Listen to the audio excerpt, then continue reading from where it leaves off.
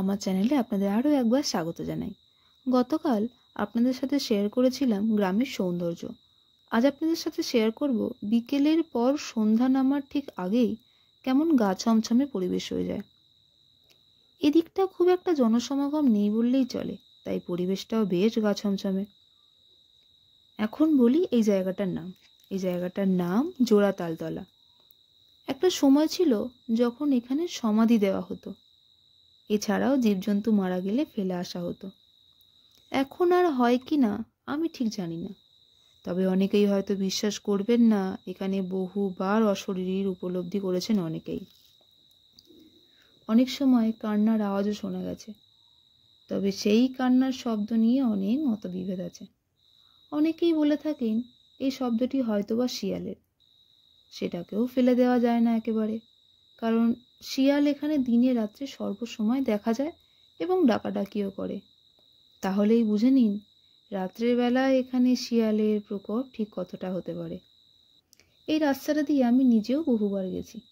এখান দিয়ে যাওয়ার সময় কিছুটা জায়গায় হঠাৎই গরম হাওয়া অনুভব হয়, পর মুহূর্তেই আবার নর্মাল টেম্পারেচার। শুধু এই রাস্তাটা বলে না, কিছু কিছু জায়গায় হঠাৎই গরম হাওয়া অনুভব হয়। এর কোনো বৈজ্ঞানিক কারণ আছে কি আমি জানি না, তবে এরকম সময় ভীষণ গা ছমছমে লাগে।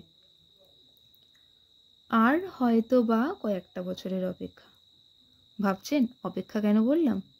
কারণ এই যে আশেপাশে জমিগুলো দেখছেন, এগুলো প্রায় অর্ধেকের বেশি বিক্রি হয়ে গেছে এবং ঘরবাড়িও শুরু হয়ে যাবে আস্তে আস্তে।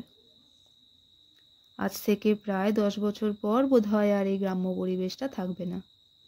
উন্নতির প্রখর প্রদীপ জ্বলে উঠুক, আমি ভীষণভাবে চাই, কিন্তু গ্রামের এই গ্রাম্য সৌন্দর্য বিলীন হয়ে যাক, এটা বোধহয় আমরা কেউই চাই না।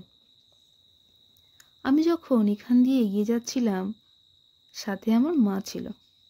আমার মা খুব একটা ভয় পায় না, কিন্তু কিছু সময়ের পর মা আমাকে বলল পা চালিয়ে এবার তাড়াতাড়ি এগিয়ে যাওয়ার কথা। কেন এগিয়ে যেতে বলেছে সেটা আমি আন্দাজ করতে পেরেই কোনো প্রশ্ন না করে বাড়ির দিকে ফেরার জন্য এগিয়ে চললাম। আমার নিজেরও বেশ ভয় লাগছিল, কারণ ঝিঝি পোকা ডাকছিল আর চারদিকটা পুরো স্তব্ধ। একটা পাতা খসে পড়ার শব্দও ভালো করে টের পাচ্ছিলাম। এই অনুভূতিটা হয়তো বলে বোঝানো যাবে না। হ্যাঁ, সমস্তটাই বিশ্বাসের উপর নির্ভর করে। আমি বিশ্বাস করি আলো আছে মানে অন্ধকারের অস্তিত্বও আছে।